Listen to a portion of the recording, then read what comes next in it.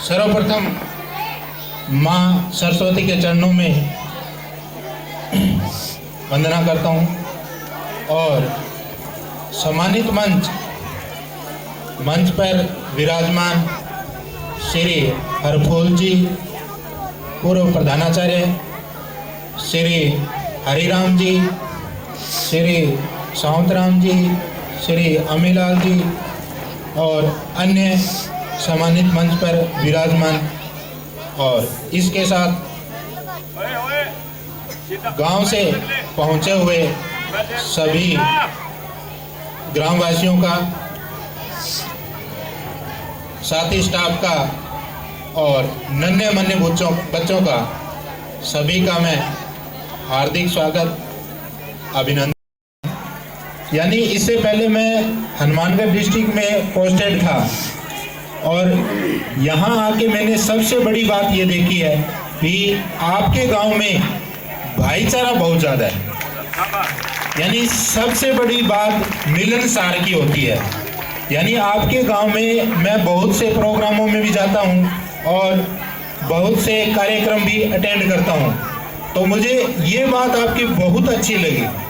यानी एक स्थान पे सभी गांव के व्यक्ति इकट्ठे होते हैं, ये बहुत ही कम गांव में देखने को मिलता है।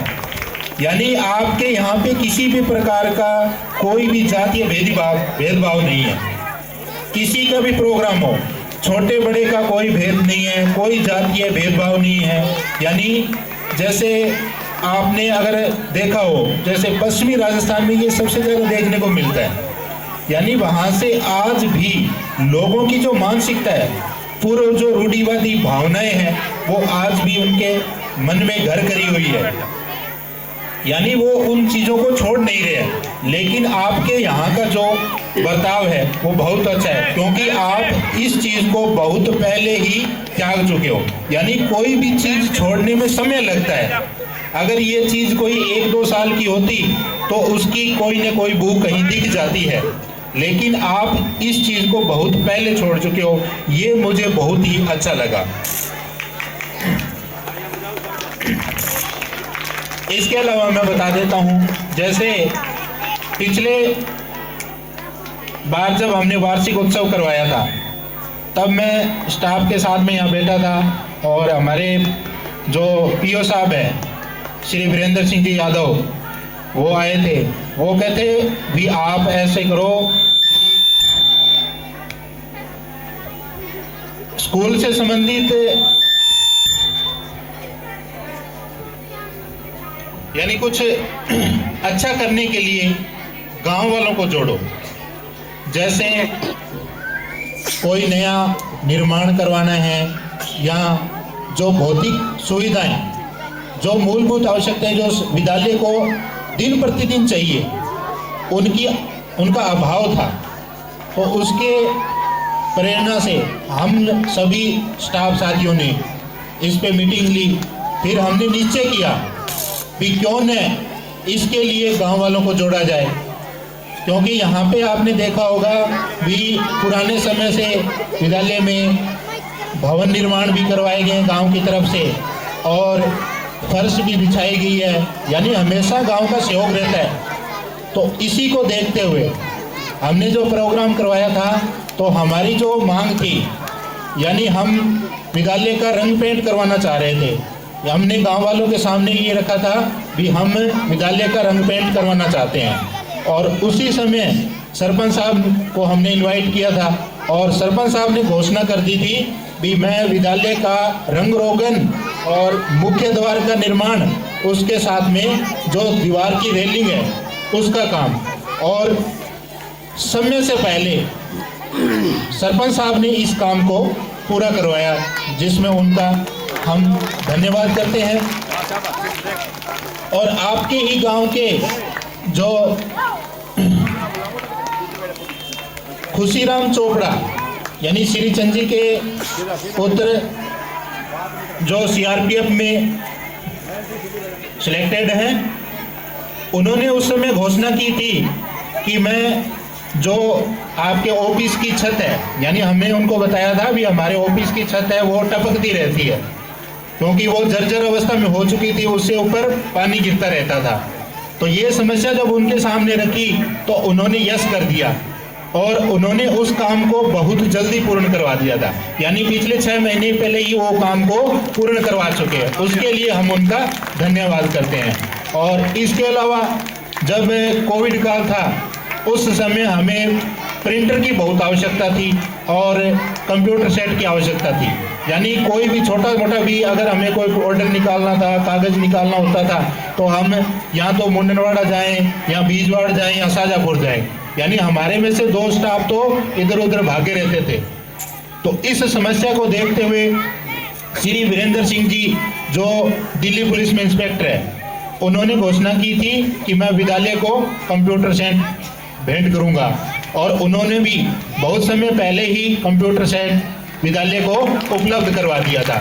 उनका भी बहुत बहुत धन्यवाद। और स्टाफ साथियों ने मिलकर के हम प्रिंटर उपलब्ध कर लिया था। यानी स्टाफ के सभी सहयोगियों ने मिलकर के हम विद्यालय में प्रिंटर ले आए थे। तो हमारा अब काम अच्छे से चल रहा है। इसके अलावा ये जो घोषणा हुई थी पोडियम की, ये भी यानी उस समय नीरज ने ये घोषणा की थी कि मेरे परिवार की तरफ से मैं विद्यालय को लेक्चर स्टैंड प्रदान करूंगा और उन्होंने भी ये भेंट कर दिया।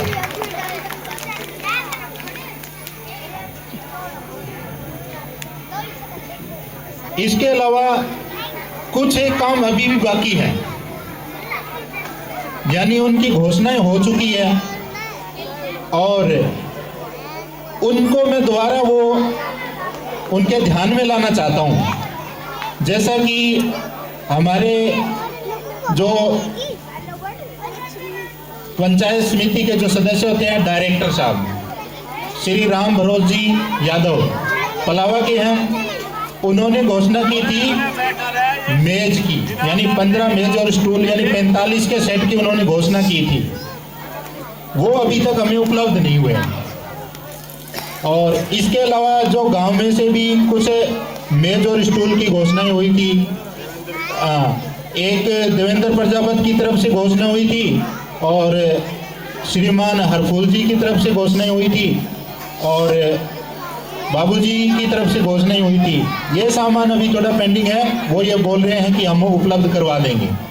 और हमें ये विश्वास भी है क्योंकि हम उनको बार बार बोलते भी नहीं, क्योंकि उन्होंने बोला है भी हम जैसे ही बनवा रहे हैं और तुरंत विद्यालय को उपलब्ध करवा देंगे। अब आगे की व्यवस्था के लिए मैं गांव वालों से आग्रह करना चाहता हूं। जैसा कि आप देख रहे हो भी अपने विद्यालय का रंग रोगन का काम यानी बहुत अच्छा हो रहा है, हो गया, बहुत सुंदर लग रहा है। लेकिन एक कमी अब भी दिख रही है, यानी जो पहले आपने देखा था, यानी रंग पेंट उतरने के बाद में भी यहाँ पे जो चित्रकारी हो रखी थी, यानी जो स्लोगन लिखे हुए थे, अच्छे विचार लिखे हुए थे, इसके अलावा बच्चों के पढ़ने के लिए बहुत सी गतिविधियाँ अंकित की हुई थी, वो अब पेंट करने के बाद में सब धूमिल हो गई, यानी उस पर नया पेंट हो गया। अब फिर से उस पे चित्रकारी करवानी है, फिर से नए स्लोगन लिखवाने हैं। उसके लिए मैं गांव वालों से सहयोग का अपेक्षित हूं। यानी उसके लिए जितना आप सहयोग कर सकते व्यक्ति करवाएं, सभी मिल करके गांव वाले अपने अपना थोड़ा थोड़ा सहयोग, थोड़े थोड़े सहयोग से बहुत बड़ा काम हो जाता है। यानी कहते हैं ना, अकेला चना भाड़ नहीं फोड़ सकता, लेकिन बहुत अधिक मात्रा में जब कोई व्यक्ति मिल जाते हैं तो वो बड़े से बड़े पहाड़ और पत्थर को भी उखाड़ के फेंक सकते हैं। यानी ये जन समूह की शक्ति सबसे बड़ी शक्ति होती है। किसी भी काम को करने की ठान ले तो वो अवश्य उसे पूर्ण कर देते हैं। तो यह जो काम है, यानी जैसे आपने अभी तरफ से मिलता है, वो बच्चों के काम के लिए या कोई साफ सफाई से संबंधित अन्य कोई भी काम होते हैं उनके लिए, क्योंकि हमने साफ सफाई के लिए भी यहाँ पे रखा हुआ है। यानी साफ सफाई करती है, उसके भी पैसे उसी में से देते हैं। तो उस फंड में से किसी भी प्रकार के पैसे नहीं बच पाते कि हम अपने स्तर पे करवा लें। इसलिए हम तो गाँव वासियों से ही अपेक्षा करते हैं कि इस काम के लिए आप आगे आएं और अपना सहयोग प्रदान करें। अभी जैसे आपने सुना होगा, बच्चों से विशेष मैं आग्रह करूंगा भी मेरी बात ध्यान से सुनिए। यानी श्री राहुल, श्री ओम प्रकाश जी, यानी जो दिल्ली पुलिस में, उन्होंने घोषणा की है कि जो 1 से 8 हर क्लास में से जो प्रथम स्थान प्राप्त करेगा, यानी अपनी क्लास में जो प्रथम स्थान प्राप्त करेगा, उस हर बच्चे को स्कूल बैग प्रदान किया जाएगा। तो आपके अंदर यह क्या होना चाहिए, कंपटीशन की भावना होनी चाहिए भी मैं भी फर्स्ट आऊंगा, मैं भी फर्स्ट आऊंगा। जितने क्लास में बच्चे हैं उनके आपस में क्या होना चाहिए, ये कंपटीशन होना चाहिए भी मुझे प्रथम स्थान प्राप्त करना है, वो अच्छे वाला बैग मुझे प्राप्त करना है, न कि दूसरा प्राप्त करे। जब आपके मन में ये प्रतियोगिता की, प्रतिस्पर्धा की भावना होगी, तब आप अवश्य उस बैग को प्राप्त कर लोगे। इसके अलावा सरकार की तरफ से भी योजनाएं चलती है, यानी जो 8वीं क्लास के बोर्ड में मेरिट में जो बच्चे आते हैं, उनको सरकार की तरफ से लैपटॉप भेंट किया जाता है। और जो मेरिट में, यानी एक तो होती है राज्य सरकार की मेरिट, एक होती है जिला स्तर की मेरिट। यानी जो जिला स्तर की मेरिट में आता है उसको टेबलेट भी दिया जाता है, यानी लैपटॉप का ही छोटा रूप है। तो जो पहला प्रथम स्थान पे जो बच्चे मेरिट में आते हैं उनको लैपटॉप मिलता है, और जो दूसरे और तीसरे स्थान पे होते हैं उनको टेबलेट मिलता है। तो 8वीं जो बोर्ड के बच्चे हैं उनसे विशेष ये रहेगा भी आप सहयोग करें, पढ़ाई में ध्यान दें, अच्छे से मेहनत करें, जिससे कि आप वो लैपटॉप प्राप्त कर सको।